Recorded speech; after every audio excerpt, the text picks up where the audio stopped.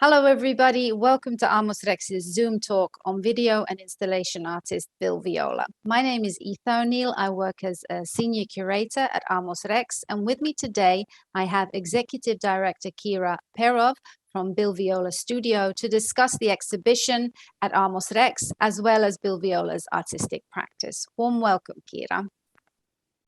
Wow, thank you. We'll start with introductions, though. Kira, you've worked closely with Bill Viola, your life partner since 1979, managing, creatively guiding and assisting the production of all his videotapes and installations and photographing the process. Some of these behind the scenes photos and other video material will be showing in this talk. And you curate, organize, and coordinate exhibitions of Bill Viola's work worldwide. Bill Viola was or is unable to join us today as he hasn't been well, but we're so excited to have you with us today to talk about the exhibition. Great to have you here. My first question is, where are you physically at the moment, and where were you when you met Bill Viola for the first time? Well, thank you, Itha, so much for the very warm welcome. And I must mention Kai Katio, director at this point. We've been in correspondence for many, many years, even before the new building was even in the works. So our exhibition at Amos Rex has been long planned, long time in planning. Right now I'm sitting in my office in an apartment which is behind the house where I live in Long Beach, California. I've worked in this room for almost 20 years, long time. Bill and I met when I invited him to come to Melbourne from New York to participate in a video exhibition that I was organizing with a colleague from the New Music Department at La Trobe University. I ran the cultural program on campus that included concerts of all kinds, films, workshops, and art exhibitions. Bill came into my office and there was an immediate connection. Wow. In this talk, I'd like to discuss the themes of the exhibition. In other words, introspection and interiority, and also more broadly, like I said before, Bill Viola's artistic practice. Bill Viola, born in 1951, is known for his trailblazing work as a video and installation artist. He began experimenting with portable video cameras in college in the early 1970s and soon realized the potential of this new time-based medium to capture the themes that were beginning to shape his artistic practice: the passage of time, human consciousness, and perception. Viola's characterized himself as a sculptor of time. Can you unpack that for us? What does it mean to sculpt time? And maybe also touch on his signature use of extreme slow motion. When did he start employing this technique and why? Well, of course, Bill is known for his manipulation of time in his work, his use of slow motion especially. I believe the first time he employed slow motion was in a videotape titled Composition D in 1973. So that's a long time ago. This work, even early on at that point, was an exploration of the disintegration of the body. So he wasn't just, making little tests with his video camera. His slowest piece is an immersive installation titled Passage from 1987 that takes densely edited footage of a child's birthday party, which was edited to 23 minutes in duration. So very, very short edit. And it literally stretches it to about 7.5 hours. The time a museum is open to the public. There's a photograph of this piece. You can see in this photograph, you can see Bill. This is a rear projection work. The entire wall of the space in which this was installed is a video image, and you can see how large this is. The projection size is 3.5 meters by 4.5 meters, so it's huge. But every frame was visible in this 23-minute edit. So, and perhaps his most famous use of slow motion is when he was working on the series of works called The Passions, many of which actually were shot on 35 millimeter high-speed film, which was, Bill started using that in 1992 for the first time. This special camera recorded 300 frames per second. 300 frames per second is a lot of frames. Normally film is 24 frames. And so 1,000 feet of film, which is approximately 300 meters, goes through the camera in about 1 minute. So all the action has to be very well rehearsed ahead of time because every second counts. This is a video clip of the Quintet of the Astonished. So when you have so many frames per second, and then you slow it down, this enables the exploration of all the fine details of changes in emotions. This was one of the first works that Bill made in this way. So Bill wanted to see how far the emotions could be stretched until they're dissolved. But in actual fact, he found that the emotions survive changes in time. So it's kind of like he used a metaphor like a sweater. You would pull a sweater apart and you can see through it, but the sweater is still intact. The use of the high-speed camera is also how Tristan's Ascension and Firewoman was recorded. These are two works that are in the exhibition. Of course, manipulating time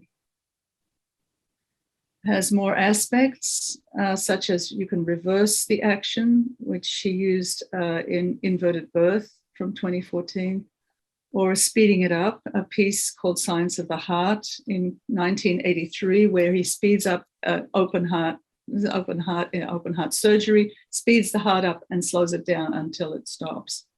Or recording time lapse. There's a work called Ancient of Days, which is in the videotape programs in the exhibition, which explores extensively time lapse, the use of time lapse in video, which was really hard in those days. In film, it's easy because you've got frame by frame by frame. With video, you're actually editing time. Well, the current exhibition, Bill Viola in a Journey, includes 12 works by Bill Viola from his later period, from 1994 to 2015. And the main themes are introspection and our inner lives. Now, walking through these darkened exhibition halls or spaces is almost like embarking on a journey into oneself.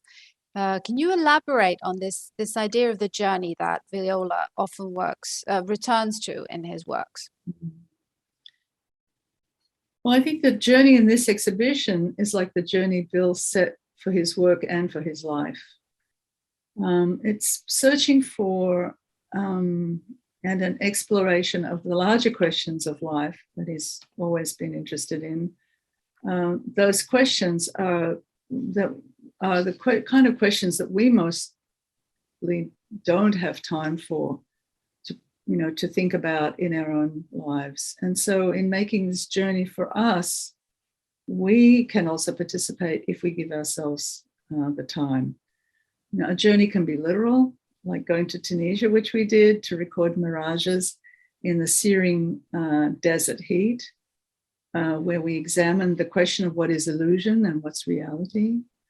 Or a journey can be taken quietly, playing the black and white video game of discovery in the Night Journey. It's in the exhibition. You can gradually unveil the reflections or dreams embedded in the game. So you can become absorbed in that if you give yourself the time. The video works in the exhibition can provide some of the signposts and markers, but the journey really is your own. Yeah, much of his works deal with the human existence and consciousness and extreme human emotions. How and when did he begin to gravitate towards this subject matter? And what would you say was his approach to exploring these questions through video art? Well, right from the beginning, Bill was exploring how to express the ephemeral nature of our existence and the relationship, especially between himself, his own body, and the world around him. The new tool of the moving image, the video camera and the recorder, with its own fragile existence that relied on an electric current, was the perfect medium. You know, this is electricity. It's available everywhere. It's in our bodies. And he set about figuring out the nature of this tool and all its possibilities, discovering that it was important where you pointed the lens, which is the eye of the camera. Editing was also an important way of controlling the image and manipulating time. Bill found that once you step into a world of slow motion or altered perceived time, you step into a different metaphysical world, a different kind of reality. Introspection and self-reflection often implies some form of grappling with the existential questions we all face. Viola's approach to death is never really morose or clinical. It's very much from the perspective, like you said, of a bodily experience. And the works, in my view, are so visceral that sometimes I kind of have to admit that I struggle to articulate them verbally, or articulate verbally my encounters with them. And in a sense, I feel like his words escape or his excuse me, words escape his work. Is that a common reaction to his work? Well, when I first saw Bill's videotapes at La Trobe University, my response was not something that I could rationally explain. You know, there did not seem to be a narrative, even though it looked like one. However, these works felt very familiar to me, as if they were part of my dreams. And there was a truth to them that was direct and honest. When we enter a room-size installation, we're immersed in image and sound, so it's all around us. All we can do is observe and participate in the emotion. We don't need or want to analyze the meaning or our experience of the work. Many of the pieces contain a paradox. Life and death are both part of the picture, but none is definitive. So that creates a feeling of hope in the continuation of the cyclical nature of life. Yeah. That's true. That's probably that's why it doesn't seem so hopeless in a way. His depictions, even though they do deal to some degree with death. Water yeah, but the videos also, they repeat. So you know, if you come in the middle of something and you come to the end of it, then you wait and it repeats. So there's a built-in cycle already, you know, of repetition, of renewal in a way. Exactly. Yeah. I completely agree. Water is a central element in many of Viola's works. He's talked about how water is this kind of first mirror, and how built into the medium of water, there is this concept of self-knowledge. Now, water can be a conduit between different states. Tell us a bit about the role water plays in Viola's art, and how does water connect to the medium of video in his mind? Water is very, very important. And as you say, water can be a conduit for different states. We cannot live in water, but find ourselves in it frequently. When we bathe, when we swim, when we're baptized. And of course, our bodies are made up primarily of water. So an image of a person underwater can be very disturbing, as in The Dreamers. This is a photograph of a piece as installed, which is in the exhibition. It's from 2013. It has 7 screens portraying 7 people underwater where no one takes a breath and no one opens their eyes.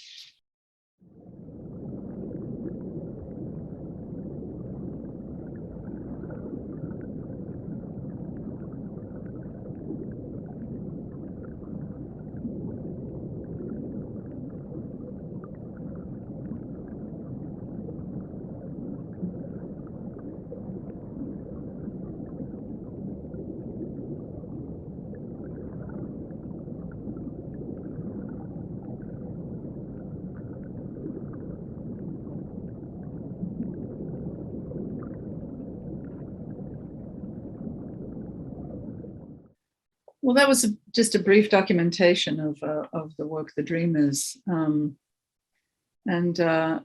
now here's another piece in the exhibition, which is pretty amazing. It has, it's actually 5 screens, 5 scrims, actually. They're hanging down. Yeah. You can only see 3 of them here. And on the floor are slabs of highly polished black granite. But so this large installation from 1994 already, it's quite early, also portrays people floating underwater, but they're naked and upside down, with their image reflected the right side up in the polished black granite on the floor. And perhaps this is the image for eternity, where the image is, when you look into the granite, you can see the reflection really beautifully. Water figures in many of the works on view at Amos Rex, whether as a reflection that dissolves the image once disturbed, or a threshold to pass through as a metaphor for transfiguration. Yes, and we're looking at stations. It hasn't been viewed in Europe for about 20 years, so we're really excited to be able to show stations after such a long period of time. It's a 5-channel video installation, and it really does show Viola as the masterful installation artist that he is, pulling together kind of moving images, sound and space. And the sound in stations is ambient, and it seems to have this kind of space making function. Now, Viola was a rock and roll drummer in his early years and studied electronic music at Syracuse University. And he was also a member of composer David Tudor's Composers Inside Electronics group and performed in his Rainforest 4 sound installation. How would you characterize the role of sound and space in Viola's works in general? Well, Bill spent a considerable amount of time recording sounds, not just for the Rainforest for performances, but he was also just listening sometimes with his headphones on. He wouldn't be even recording anything. It was often in nature. He was listening to the sound of water rushing in a waterfall or quietly in a stream, or to the wind in the desert or in forests on mountains. This photograph here is from Mount Rainier, when we stayed on the mountain for 1 week, recording some time lapse of a still mountain.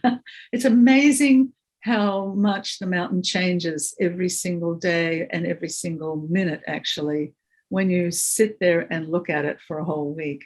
And for our viewers, Mount Rainier is in Washington State. Washington State, correct? Yes.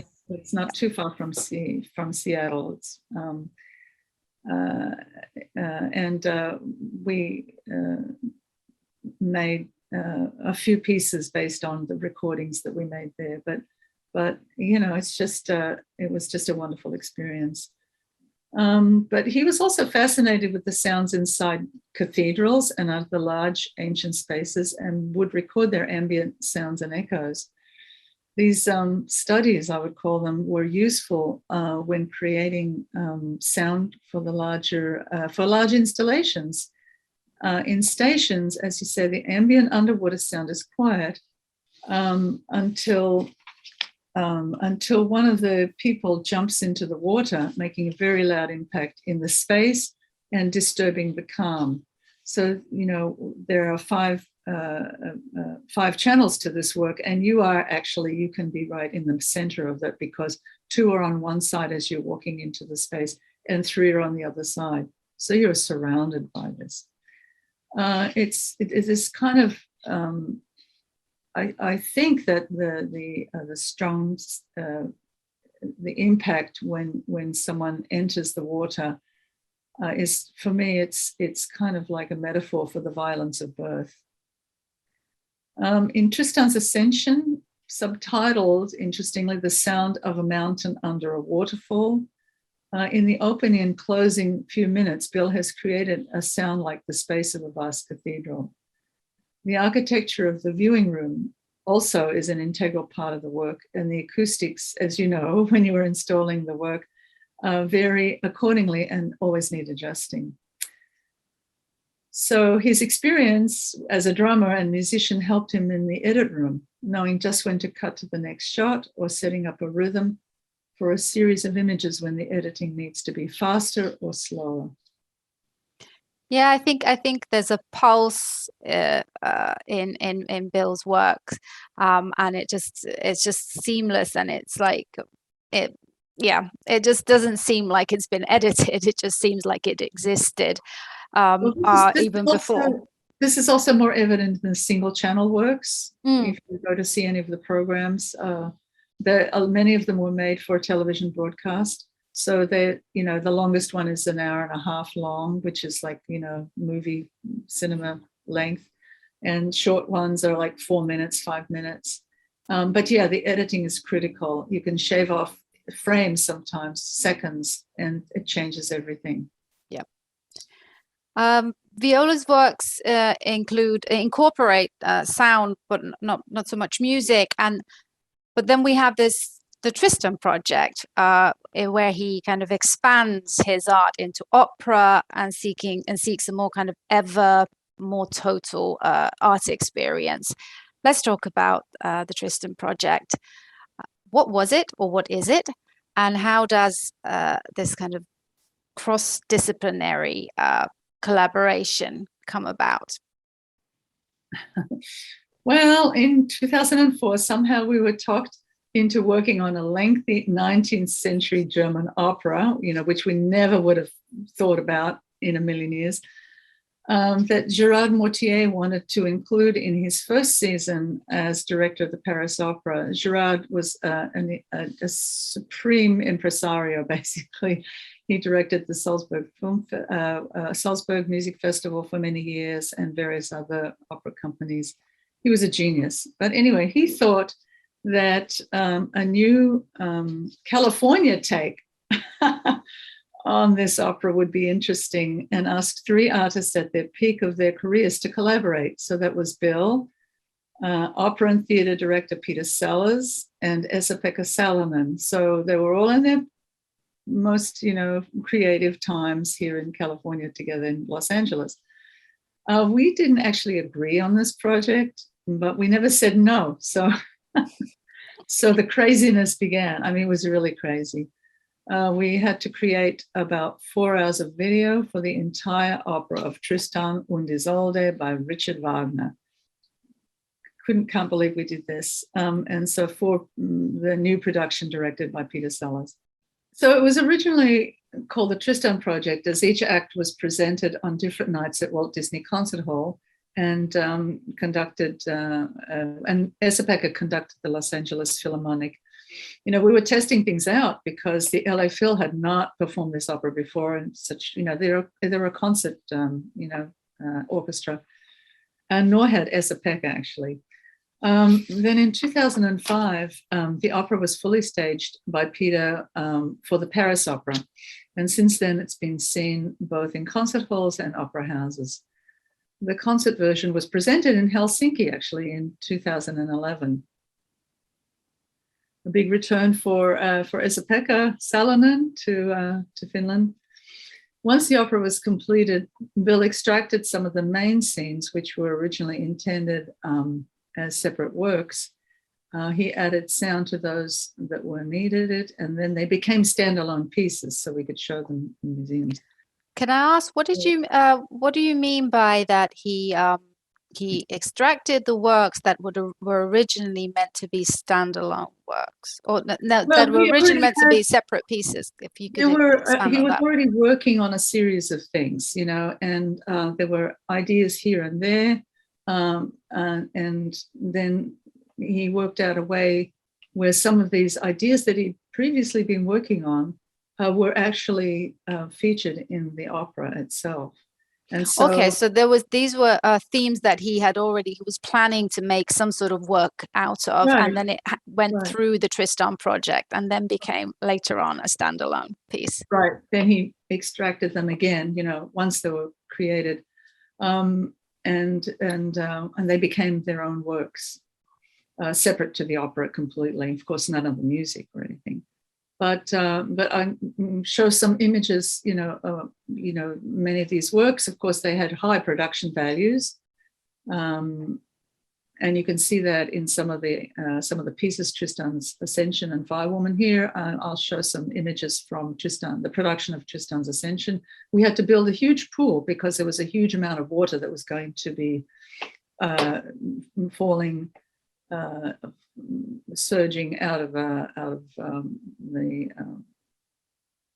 in order to make the piece. So we had to catch all the water in a containment tank.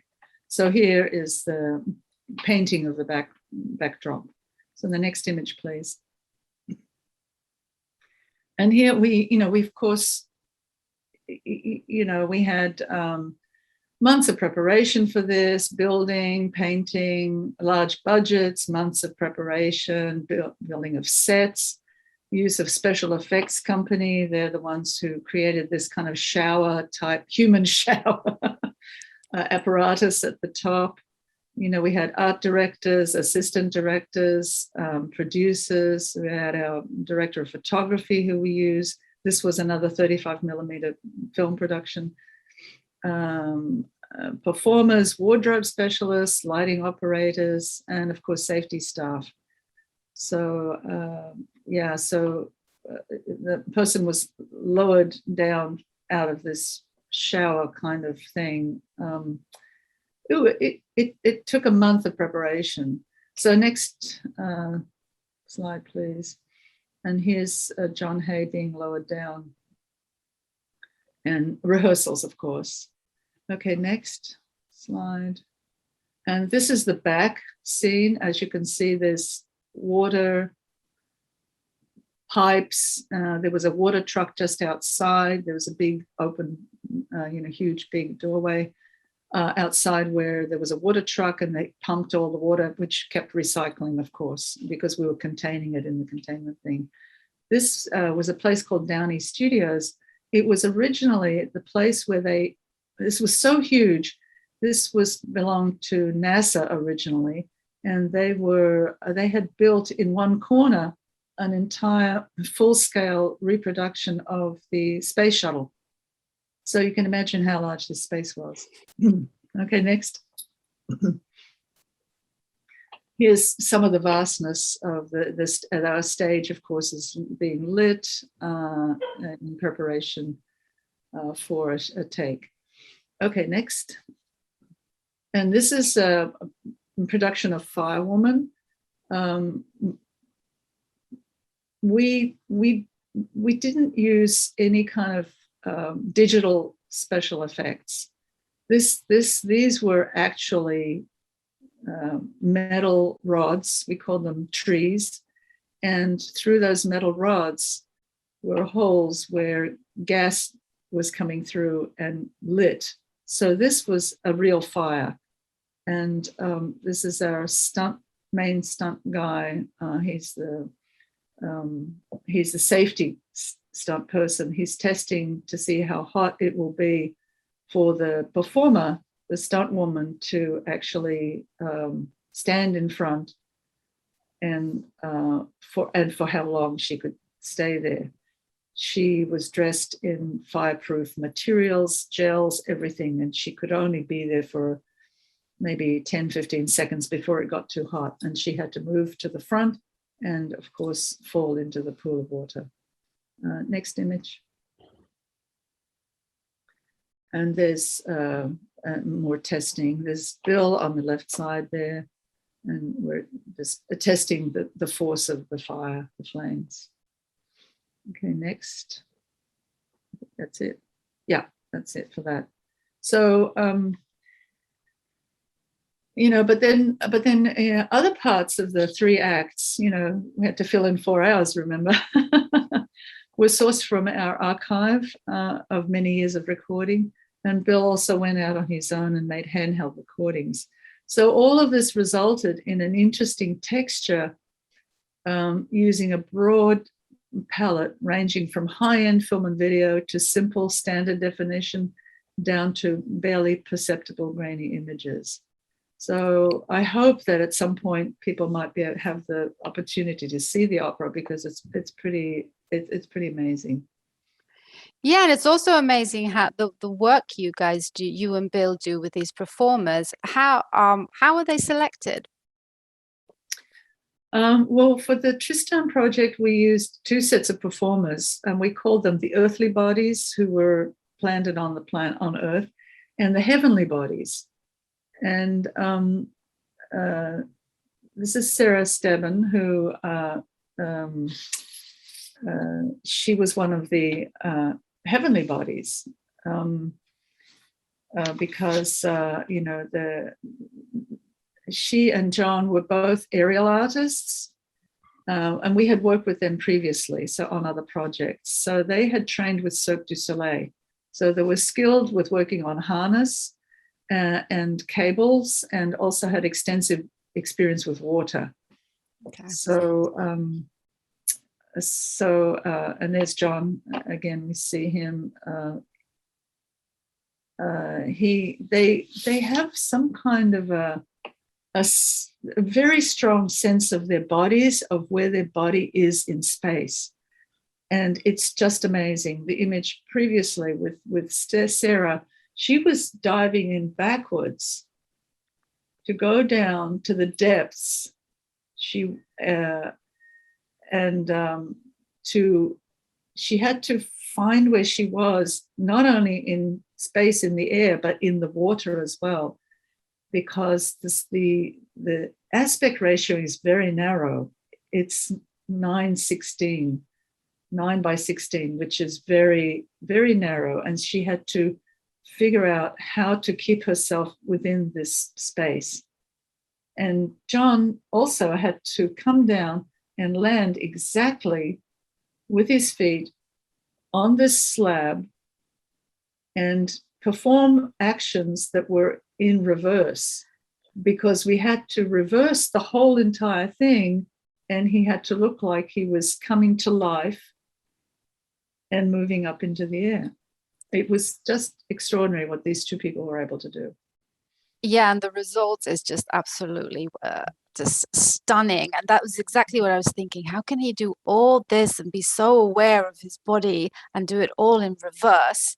Yeah, well, there were quite a few, and of course, our chief stunt person there is safety, and he manages everything and makes sure that nothing goes wrong. But on other projects, we often used an agency, like a talent agency, and then we would call. They would put a call out to actors and then send us hundreds of headshots. So it was basically, that's the way you do it in Hollywood. I would go through them first and then share with Bill the people that I thought should audition. Most of the time you can tell a lot about a person from a photograph. At other times, I would look at experimental theatre websites, which was a very useful thing to do, where often they had photos of the whole company, and then select for audition from there. Experimental theatre people were more in tune with the kinds of work that we were doing. And the emotions that unfold in many of the pieces on view at Amos Rex, or in Bill's works, they're so authentic. So what is the process for drawing out such an authentic performance from actors? Well, each person who was brought on for a project, Bill worked with very carefully. He would read poems to them, and individual. And this is highly unusual in Hollywood. Nobody cares about unless they're the star, of course. But he would read poems that were relevant to the project, and he would take each performer to a place that was reliving an emotional experience, like a personal memory that they had. And it's probably basically what they would have to learn to do in acting class.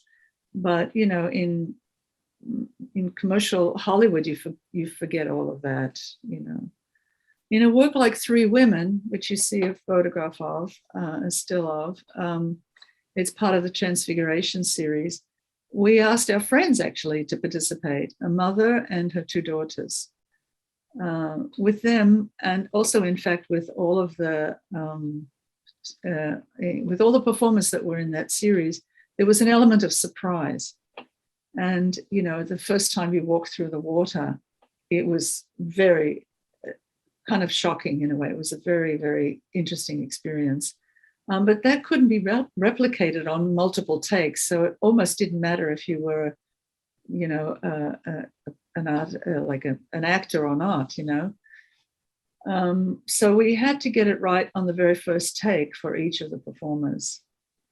In Three Women, there are three people on one screen.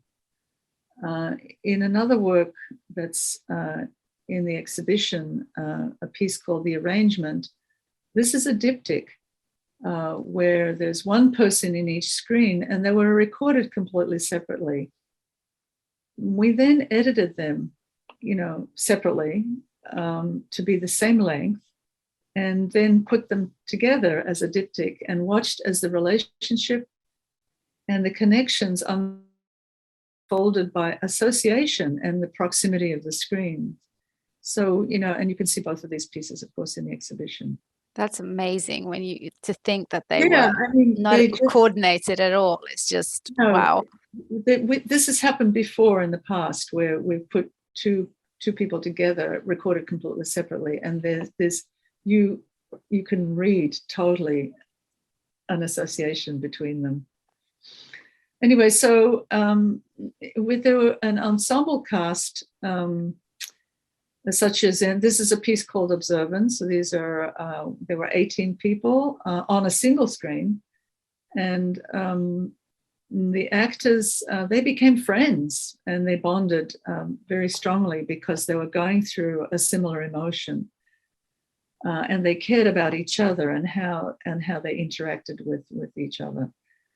Bill spent time with each of them individually and gave them the concept and asked them to work with it on their own. So a lot of these pieces are actually collaborations, you know, with the performer, of course, you know.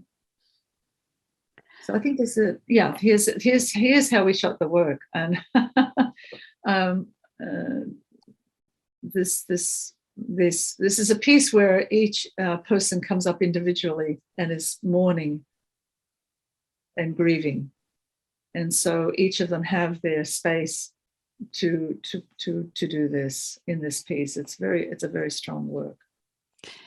Yeah, and you've also coached Bill Viola, because he features in much of his early work, but it's actually his only self-portrait to date is a piece called Self-Portrait Submerged from 2013 in the Uffizi Gallery in Florence, and the Artists Gallery.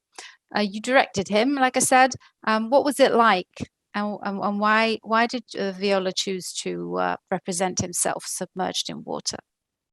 As you say, Bill made many self-portraits, as he did use himself as a protagonist in quite a few of his early works. There's a videotape such as Tape I, which he created in 1972, one of his first pieces, where the camera is just on him. It's black and white work. And for the longest time, you just see his face, he's building his emotion, and all of a sudden he lets out with a huge scream. And I'm not sure what that exactly says, but it's quite an emotional piece. And then there's another piece called The Space Between the Teeth from 1976. This work that we're seeing is a very large installation called Slowly Turning Narrative. It was made in 1992, where it's a two-channel piece, and he's chanting a dirge basically, and the whole screen is rotating. It's very strong. And so let's talk about the self-portrait. This is the only work that is actually titled, this is called Self-Portrait Submerged. This is a production still from the piece. This was a matter of circumstance. We were recording The Dreamers, which we talked about earlier. And at the end of the shoot, I thought we could also do a portrait of Bill. We had promised the Uffizi Museum in Florence a work to place in their famous Vasari corridor, which was filled with artists' self-portraits.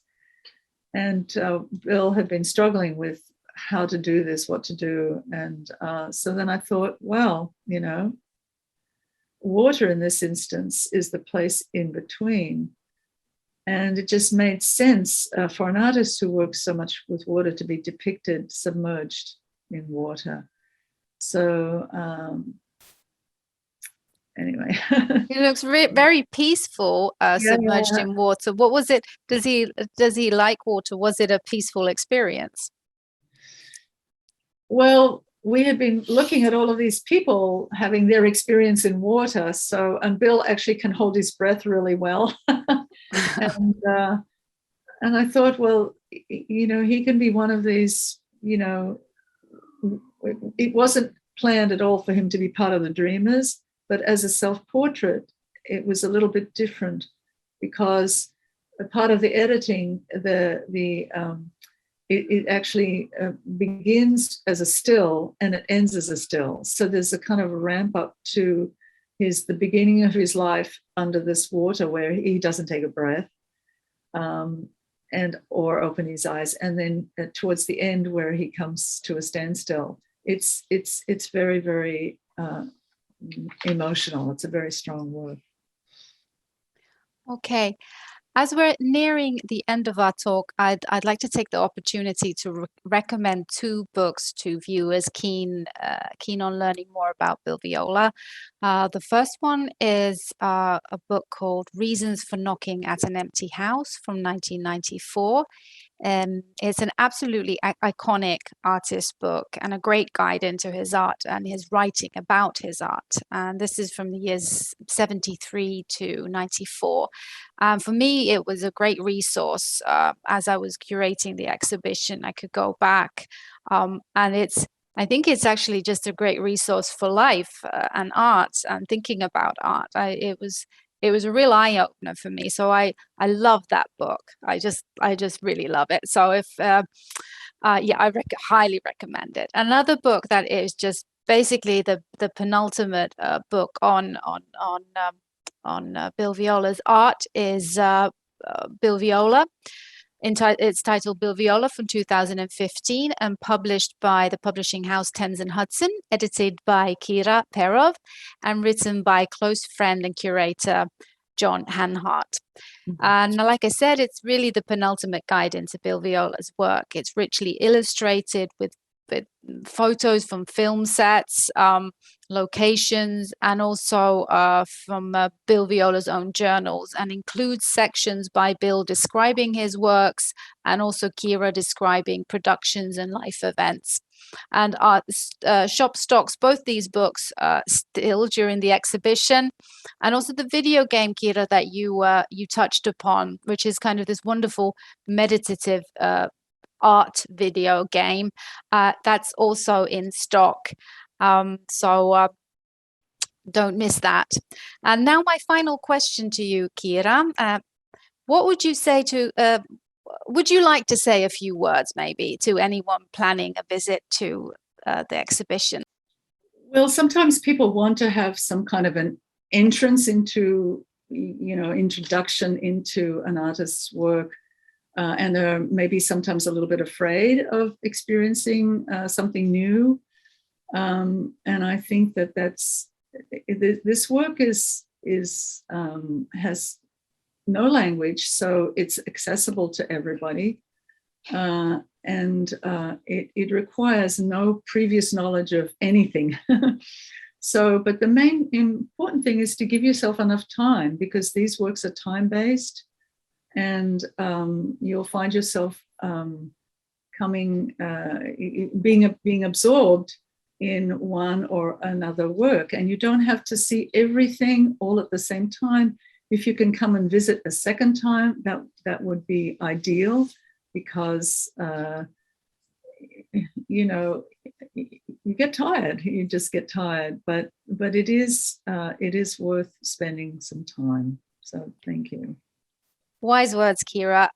Let me end this talk by just expressing again how much I love Viola's works for just being so profound, and yet, like you say, requiring no special knowledge from the viewer. You just bring yourself, your own body, and the experiences it carries into this personal reflective space. Thank you, Kira, for talking with me today, and it's been an absolute pleasure. It's been an honor to talk with you, and it's been a huge honor to have this exhibition for such a long length of time too, which is really wonderful in Helsinki. We are so happy. Thank you. Thank you, Kira. Now, this marks the end of our Zoom talk. Thanks for watching. Bill Viola Inner Journey runs until the end of February. Make sure not to miss it. I hope to see you soon.